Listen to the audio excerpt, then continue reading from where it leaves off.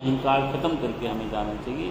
बोलो साईं राम महाराज की जय। इस प्रकार बाबा शिरडी में रहने लगे, झुंड के झुंड लोग आने लगे। बाबा का काम क्या था? बाबा रोज उस टूटी फूटी मस्जिद को बाबा ने संवार के रखा, साफ करके रखा, अंधेरे को रोशनी करके रखा। रात को भले सारे गांव में अंधेरा होता, लेकिन उस मस्जिद में से दिया टिपकपाने की लो दिखती, चमकता दिखता, जैसे कि एक रोशनी, एक आध्यात्मिक रोशनी, एक शक्ति की रोशनी उस मस्जिद से आ रही हो, और गांव वाले लाभित होते थे। बाबा रोज भिक्षा मांगने जाते, तेलियों से तेल लाते और मस्जिद में आके दिए जलाते, रोशनी करते। दूसरे के अंधेरे घर में जब कोई रोशनी आ जाए तो लोग चिढ़ने लग जाते हैं, जलने लग जाते हैं कि वो कैसे तरक्की कर रहा है, कैसे उसकी गाड़ी आ गई, कैसे उसका बंगला आ गया, कैसे उसकी बेटी अच्छे घर में चलेगी, कैसे उसका कारोबार चलता है। तो दुनिया, ये जो समाज है, चिढ़ने लगता है, जलने लगता है। तो उस फकीर से भी उस गांव के तेलिए जलने लगे, लोग जलने लगे। अरे ये टूटी फूटी मस्जिद में दिए जलाता है, रोशनी करके रखता है, हमारे घर में तेल नहीं होता, हम तो शाम को बंद कर देते हैं, ये पूरी रात मस्जिद को चमका के रखता है। जलन हो गई। दूसरे के चमकते को देखकर दुनिया का जलना ये स्वाभाविक है। ये तब भी था और आज भी है, सतयुग में भी था और आज भी है। नहीं तो कैकेयी क्यों जलती कि राम को वनवास में भेज दी? जलन थी ना, तब भी थी, आज भी। तो तेलियों ने कहा कि अब इसको जो आएगा इसको तेल नहीं देना। बाबा जब जैसे ही अपनी दिनचर्या के अनुसार तेलियों से तेल मांगने गए तो वो एक तेल, अरे बाबा जी खत्म हो गया, ना भी नहीं करी।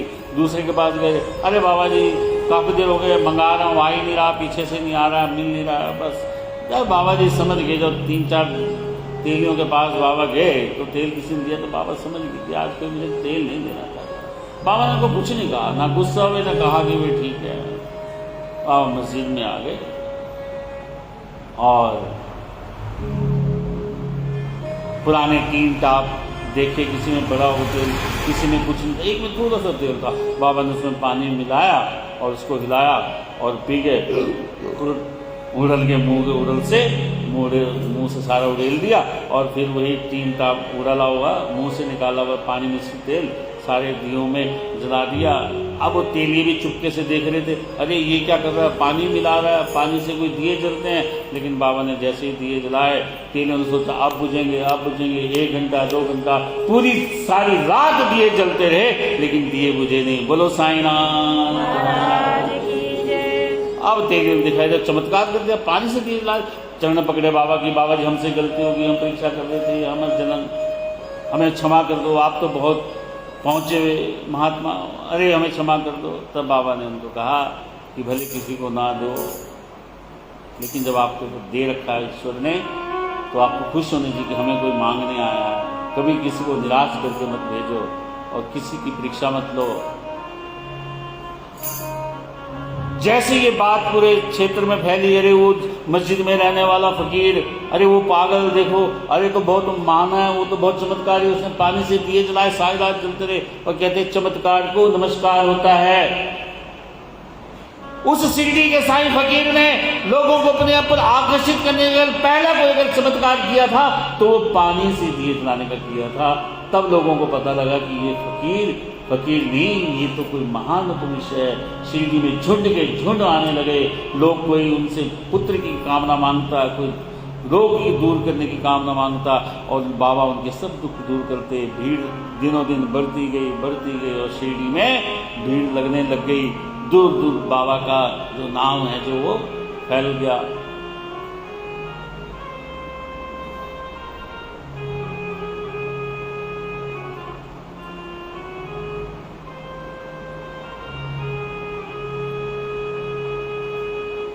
ये गोपालगंज नाम के इंस्पेक्टर थे, उनकी कोई संतान नहीं थी।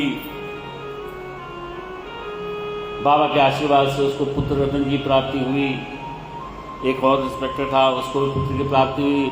तो उसने बाबा से कहा, बाबा मैं बड़ा प्रसन्न हूँ, मेरी संतान थी, मेरी संतान हो गई, मुझे पुत्र रत्न की प्राप्ति, क्यों ना मैं उर्स का मेला भरा जाए। तो बाबा ने कहा ठीक है, उर्स करवाओ। क्योंकि मुस्लिम था, उर्स मुसलमानों का एक उर्स के रूप में क्वालियाँ होती है, त्यौहार होता है, मेला लगता है, बाजार लगता है। तो बाबा ने उन्होंने दिन फिक्स कर दिया, कौन से दिन, तो रामनवमी के दिन करो। तो रामनवमी के दिन जो है उसका मेला भरना निश्चित हुआ। तो साथ ही भक्तों ने भी कहा क्यों ना राम का भी पालना बनाया जाए, राम जन्म भी किया जाए, रामनवमी है उस दिन। तो बाबा ने स्वीकृति दे दी। गांव में पानी की प्रबंध था इतने बड़े मेले का, तो एक ही कुआं था जिसमें खारा पानी था। बाबा ने उसमें फूल डाले और मीठा हो गया और उसका मेला सज गया। दोनों जुलूस निकले, मुसलमानों का जुलूस निकला जिसमें चंदन मस्जिद में घिसा जाता है, और रामनवमी का हिंदुओं ने झंडा लेके जुलूस निकला। दोनों जुलूस इकट्ठे चले और पूरे गांव में निकले। शिरडी का गांव एक ऐसा तब भी था और आज भी है जब एक साथ दो समुदाय के जुलूस निकल रहे हों, जिसमें न कभी कोई भगदड़ हुई, न कोई मारकाट हुई, और पूरे विधि विधान से दोनों के जुलूस निकले। तब भी था, आज भी हजारों लाखों लोग जो है रामनवमी के दिन जो है दो जुलूस निकलते हैं। ना कभी तब भगदड़ मची थी, ना आज भगदड़ मची है। और दोनों जो त्यौहार है, बाबा ने हिंदू और मुस्लिम का एकता का प्रतीक ये जुलूस जो है, ये उर्स जो है मनाने का जो दिया, तो ये प्रेम का एक संदेश दिया पूरे समाज को कि सबका मालिक एक है। बोलो साईनाथ महाराज की जय। ओम साई नमो नमः, श्री साई नमो नमः, जय साई नमो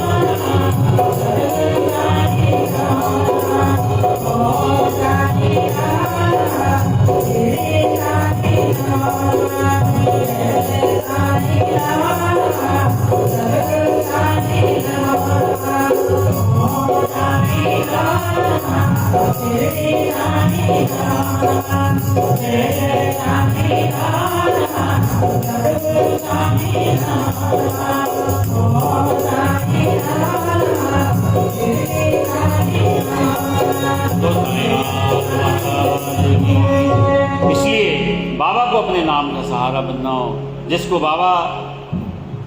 जिसने बाबा को अपने नाम का सहारा बना लिया, बाबा के नाम का सहारा ले लिया, उसको फिर और सहारे की जरूरत नहीं होती। तो क्या कहना बाबा को, तेरे नाम का तेरे नाम का जब से सहारा हो गया, हो मैं तो बाबा जी तब से तुम्हारा हो गया।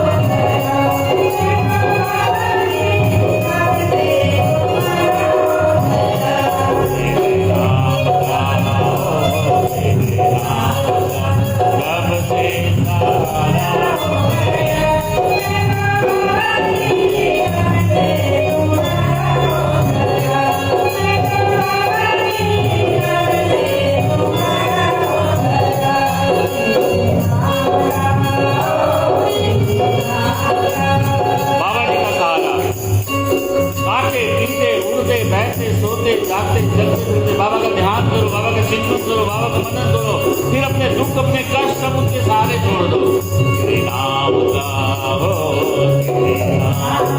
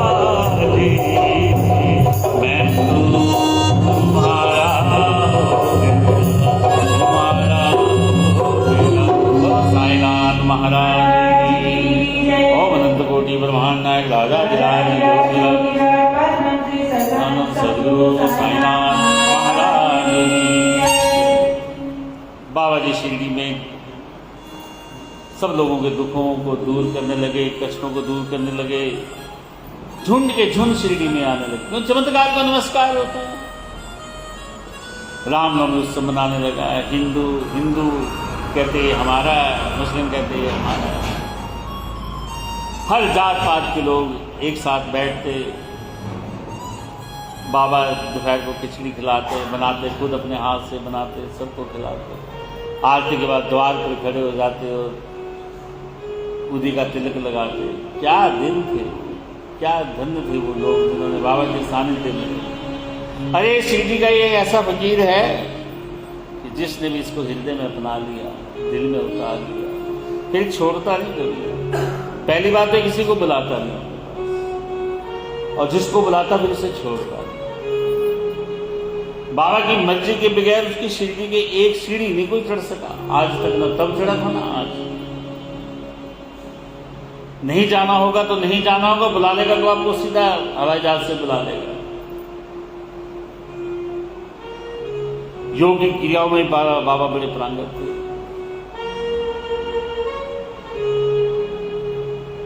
योगिक क्रियाओं में तो इतने बाबा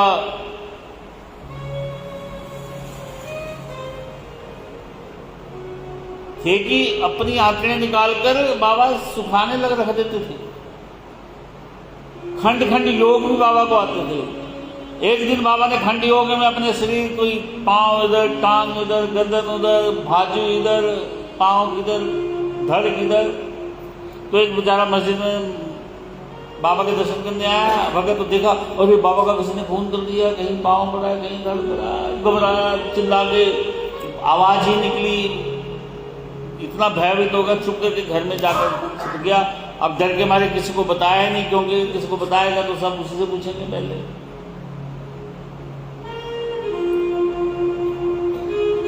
लेकिन जैसे ही वो अगले दिन घर से मस्जिद की ओर गया तो देखा मस्जिद में लोग बैठे हैं, बाबा जी सिंहासन पर बैठे हैं। मतलब हैरान हो गए। योगी क्रियाओं में प्रांगत थे बाबा।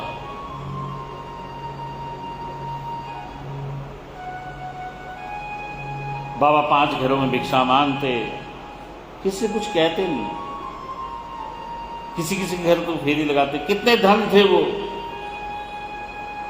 5 से कभी छठे घर बाबा ने भिक्षा नहीं मांगी। एक झोली टांगते गले में, रूखा सूखा झोली में डालते, एक टीन टाप लेते, कोई दही देता, कोई दाल देता, तरल पदार्थ देता, वो टीन टाप में रखते, बाकी सूखा झोली में आते, घर आते, रोटी राटी सब इकट्ठी करते, खाते। बिल्ली कुत्ते भी उसमें खा रहे हैं, कभी बाबा ने उनको नहीं बुलाया। इतना प्रेम था बाबा।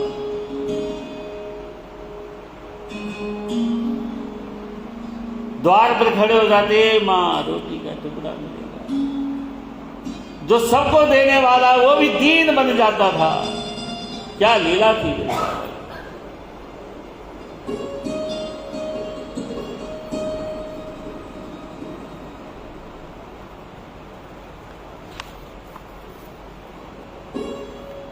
बाबा की लीलाएं इतनी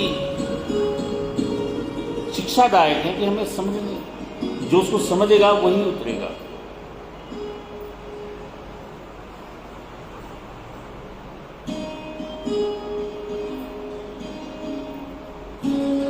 एक डॉक्टर पंडित था,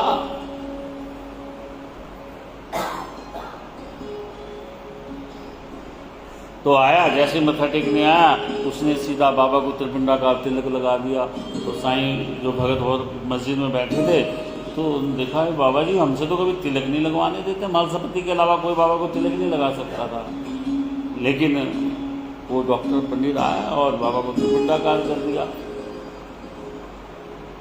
तो कई भक्तों ने कहा बाबा जी क्या है, आप हमें तो तिलक लगाने नहीं देते, और वो डॉक्टर पंडित पता नहीं कहाँ से आया और आप उसे त्रिपुंडा कार लगा दिया, आपने लगा दिया। तो बाबा ने कहा अरे उसने मुझे थोड़ा ना लगाया, उसने तो अपने गुरु को लगाया। तो जब लोगों ने उसको पूछा कि डॉक्टर बाबा जी तो कह रहे आपने गुरु, हाँ कहते जैसे ही मैं मस्जिद में प्रवेश किया मैंने बाबा जी को देखा कि बाबा जी तो मुझे दिखाई नहीं, तो अपने गुरु दिखाई दिए। जैसे मैं अपने गुरु रघुनाथ महाराज गोपेश्वर को तिलक लगाता था, मैंने ठीक वैसे तिलक उनको लगा दिया। मैंने तो अपने गुरु को लगाया, मुझे तो उनकी छवि गुरु में दिखी। क्योंकि बाबा ने कभी नहीं कहा कि मेरा पूजन करो। बाबा तो कहता है जो तुम्हारा इष्ट देव है, जिस रूप में भी तुम मुझे देखोगे, जिस रूप में भी तुम मुझे ध्यान करोगे, चिंतन करोगे, मनन करोगे, उसी रूप में मैं तुम्हें दर्शन करूंगा।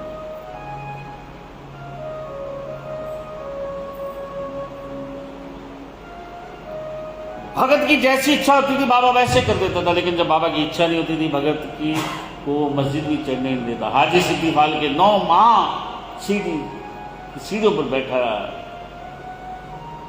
तब किसी ने कहा बाबा वो बैठा है, फालके को आने दो। अरे तू तो पागल है श्यामा, वो ईश्वर नहीं आने देता तो मैं क्या करूं। आखिर 9 महीने बाद बाबा की जब कृपा हुई तब वो बाबा की मस्जिद में आ सके।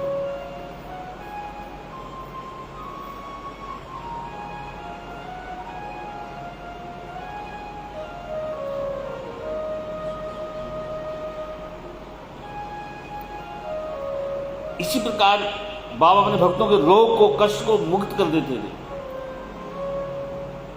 पूर्व जन्मों के कारण आप अगर इस जन्म में कष्ट भोग रहे, दुख भोग रहे हो, विपदा भोग रहे हो, तो इस कथा को याद कर लेना। भीमा जी पाटिल की एक ऐसी कथा, ऐसी लीला है बाबा की कि किस प्रकार बाबा ने उसके पूर्व जन्मों के फलित जो उसको दुख भोगना पड़ रहा था उसको कैसे समूल नष्ट किया। ये शिक्षा हमें देती है। भीमा जी पाटिल जो 1909 में उसके वत्सल पे रोग हो गया, असहाय रोग था, सब वैद्य ने मना कर दिया, अब इसका बचना मुश्किल है, इस रोग का कोई इलाज नहीं है। लेकिन उसके कानों में बाबा की शिरडी के उस साईं की छाती पड़ी तो वो शिरडी आया, बाबा के चरणों में पड़ गया कि हे मेरे बाबा, मैंने आपका बहुत नाम सुना है बाबा, मुझे इस रोग से मुक्ति दे दो।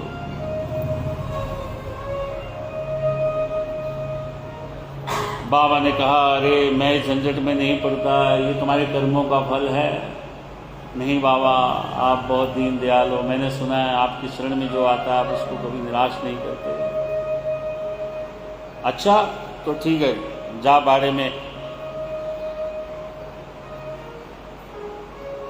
एक गांव का ही एक बेचारा भगत, टूटी फूटी उसकी झोपड़ी, ऐसे रोगी के लिए वो जगह ठीक नहीं थी रहने की, लेकिन फिर भी उस बाबा का आदेश था उसके घर में ठहराओ।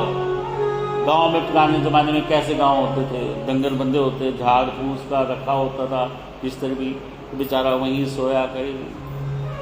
लेकिन एक रात को बाबा जी की उस पर कृपा हुई। जब हम हृदय से नतमस्तक हो जाते हैं, जब हम किसी को अपना मान लेते हैं, जब हम ये मान लेते हैं, विश्वास कर लेते हैं कि यही हमारा करता धरता है, यही हमारे दुख, हमारे कष्ट, हमारे मुश्किल, हमारी विपदा, हमारे रोग यही पूरा कर सकता है, खत्म कर सकता है, हमें मुश्किलों से छुटकारा मिल सकता है, जब विश्वास हमारा दृढ़ हो जाता है तो ईश्वर भी हम पर कृपा करता है। इसलिए बाबा ने कहा कि श्रद्धा और सबूरी। श्रद्धा तो भीमा पाटिल को हो गई थी, बाबा पे श्रद्धा तो हो गई थी, नाम सुन लिया था कि वो शिरडी वाला संत है, दुख दूर करता है, कष्ट दूर करता है, श्रद्धा तो जागृत हो गई। अब उसकी श्रद्धा तो हो गई, लेकिन उसका सबर देखना था। इसलिए बाबा ने उसको रहने को जगह अभी ठहर, अभी रुक जरा यहाँ पे, उससे सबर किया ना। चाहता तो वो चले जाता उसी दिन शिरडी से वापिस, अरे आज मैं तो मांगने आया हूँ, करो ठीक है, नहीं तो चले जाता, लेकिन उसने सब्र रखा। जहां बाबा ने उस रहने को कहा उसी जाके जगह पे रहा जो शायद उसके रहने के लायक भी नहीं थी, लेकिन आदेश था बाबा का, उसने, बाबा पे श्रद्धा थी, जिस हाल में बाबा ने रखना था उस हाल में रहा, सब्र रखा। इसलिए जब हम श्रद्धा होना अलग बात है, सब्र होना दूसरी बात होता है। श्रद्धा का ही फल सब्र होता है। जब तक श्रद्धा उत्पन्न नहीं होती तब तक सब्र भी नहीं आता। लालची व्यक्ति कभी श्रद्धावान हो ही नहीं सकता, तो वो सब्र कैसे करेगा? सब्र कभी कर नहीं सकता। तो भीमा जी पाटिल को सब्र आ गया, वो रहने लगा। तो जब बाबा ने देखा कि भी 1 दिन 2 दिन 10 दिन 15 दिन हो गए उसको सीढ़ी में पड़ेगा। रोज आता, सवेरे मस्जिद में आरती करता, बाबा की दर्शन करता, ध्यान करता, देखता बाबा को, फिर निहारता रहता, बाबा मेरे कष्ट दूर के, दुख दूर। और बाबा का पूजा का अगर कोई मंत्र है, बाबा को सिद्ध करने का अगर कोई मंत्र है, बाबा से कुछ पाने का अगर कोई यंत्र है, तो बाबा को देखते रहो, एक टक निहारते रहो। बस बाबा को देखना ही बाबा की पूजा है। जिस प्रकार एक बालक अपनी माँ को देखता है, फिर कुछ कहता नहीं, माँ समझ जाती है, आज मैंने आलू गोभी की सब्जी बनाई और उसने इसलिए मुंह बना रखा है, तो खाता नहीं है। माँ समझ जाती है, भले बच्चा बोले ना मुझे भूख नहीं है, माँ को समझ लेती है आज इसके मंजिल पसंद पड़ी नहीं है, तो भूख काय को लगेगी, पता होता ना, कुछ कहेगी ना तो भी समझ जाती है। इसलिए साईं एक ऐसा संत है, हम कुछ भी ना बोले तो वो समझ जाता है। जिस प्रकार नदी के कछुए के तीर पे एक किनारे पे कछुए का बच्चा होता है, एक किनारे पे कछुए की माँ होती है, ना वो दूध पिलाती है ना पास आती है, लेकिन कछुआ की नज़र अपने बच्चे पे होती है और बच्चे की नज़र अपनी माँ पे होती है, और उसकी माँ को देखना ही बच्चे को तृप्त कर देती है, और माँ का बच्चे को देखना ही बच्चे को तृप्त कर देता है, और वो बड़े हो जाते हैं। कछुआ कभी अपने बच्चों को दूध नहीं पिलाता, याद रखें। इसलिए मंदिरों में कछुआ रखा जाता है, उससे मांगा जाता है। कछुए को इसलिए वास्तुशास्त्र में कहा गया है कि जो बिन दिए ही आपको दे देता है, बिन मांगे आपको दे देता है, इसलिए कछुए को रखा है। तो कछुए, कभी अगर आपने साईं मंदिर में कछुआ देखा हो, कभी भी आपने सुना होगा, कछुआ एक ऐसा है जो अपने बच्चों को दूध नहीं पिलाता, वो किनारे पे भी रहता है और देखता रहता है, उसका देखना ही उस बच्चों को तृप्त करना होता है, उसको बड़ा कर देता है। इस प्रकार साईं को देखना ही साईं की पूजा है, साईं को निहारना ही साईं की पूजा है। साईं को दिल से मन से जब आप अपनी आंखों में उतार दोगे तो इस साईं आपको रहम की नजर,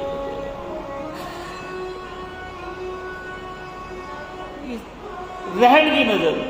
इसलिए किसी भी देवी देवता के लिए ये नहीं कहा गया कि रहम की नजर रखना, लेकिन साईं के लिए कहा गया कि रहम की नजर रखना, क्योंकि साईं रहम की नजर जब आप पे पड़ जाए, जिस दिन साईं की नजर आपकी रहम की पड़ गई, तो समझो आपके दुख, आपके कष्ट, आपकी मुश्किल, आपकी विपदा दूर हो जाएगी। लेकिन कब? जब आप साईं को निहारते रहोगे एक टक, तब।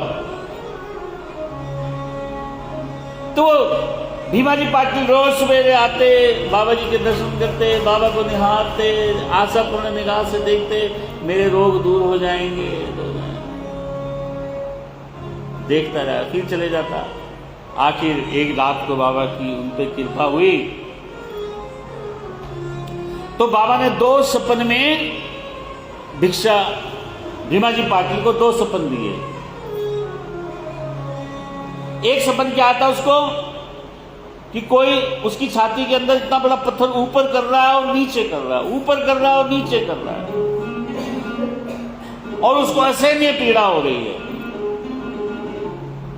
दूसरा सपन उसको क्या आता है कि उसने स्कूल में गया और उसने होमवर्क नहीं किया, और मास्टर उसको जोर जोर से बेंत मार रहा है, लाठियां मार रहा है, डंडे मार रहा है कि तूने काम क्यों नहीं किया, करके क्यों नहीं लाया। असहाय पीड़ा हो रही है उसको हाथों पे। और दूसरा सपना, पत्थर ऊपर घुमा रहा है, कोई नीचे आ रहा है, ऊपर घुमा रहा है, छाती पर दर्द हो रहा है, इतना चिल्ला रहा है वो सपन में। और कहते हैं जब वो सुबह उठा तो जो उसको खून की उल्टी आती थी वो बंद होगी और उसका रोग जो है ठीक होगा। बाबा ने सपन में ही उसके रोग दूर कर दिए। यहाँ पे हिमालय मंदिर जी लिखते हैं, इस कथा को जरा श्रवण करो, चिंतन करो, मनन करो कि बाबा ने उसके कर्मों का फल में नहीं कोई हेर फेर किया।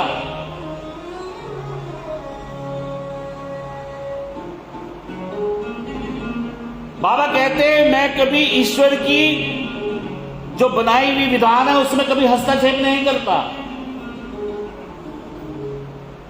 बाबा ने हस्तक्षेप नहीं किया। उसको दुख देना था, उसको कष्ट देना था, उसको दर्द होना था, उसको मार पड़ी, उसको दर्द हुआ, लेकिन कहां हुआ? सपने में हुआ। सपन में उसको दुख दिया, सपन में उसको कष्ट दिया, सपन में उसके दुख दूर कर दिए। जो समय उसने अपने जीवन काल में व्यतीत करना था और वो जो व्यतीत कर रहा था, दुख को, कष्ट को, रोग को जो भोग रहा था, वो हकीकत के जीवन में भोग रहा था। लेकिन बाबा की जब उसकी कृपा हुई तो उसका समय उसने, बाबा ने कहाँ खत्म कर दिया? सपन में कर दिया। तो इसलिए आप बाबा को, हे मेरे साईनाथ, हमारे भी दुख, हमारे भी कष्ट, हमारे भी रोग, हमारी भी विपदा जो हम पर हमारे कर्मों के अनुसार विगत पड़ रही है बाबा, तो जैसे भी आपने भीमाजी पाटिल के सपन में ही उसके दोष खत्म कर दिए थे, रोग खत्म कर दिए थे, वो समय जो उसका सपन में ही निकाल दिया था, हम पर भी जो एक कष्ट पड़ा है, वो हमारा जो भी गलत समय आ गया है, हमारा भी जो कष्ट का समय चल रहा है, हमारा भी जो दुख का समय चल रहा है, ये समय हमारा सपन में ही खत्म कर दो।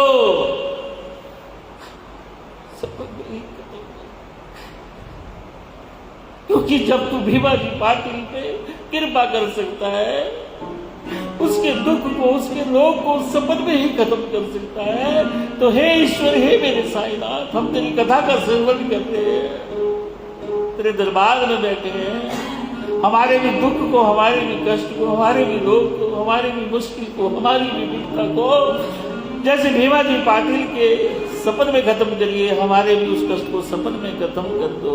सपन में ही वो हमें दंड दे दो, सपन में ही हमें वो रोग दे दो, सपन में ही हमें मुक्ति दे दो, लेकिन इस कष्ट से, इस मुश्किल से हमें निजात दिला दो, छुटकारा दिला दो मेरे नाथों को। हे साईं, तू बड़ा दयालु है मेरे नाथ, बड़ा कृपालु है बाबा, एक बार हम पर भी कृपा कर दे, हमारे भी रोग मिटा दे, हमारी भी विपदा मिटा दे, हम पर भी जो विपदा आई है मेरे नाथों के नाथ साईनाथ, हम पर भी जो कष्ट आया है, भीमाजी पाटिल की तरह हमारा ये कष्ट सपन में ही खत्म कर दो बाबा, सपन में ही खत्म कर दो।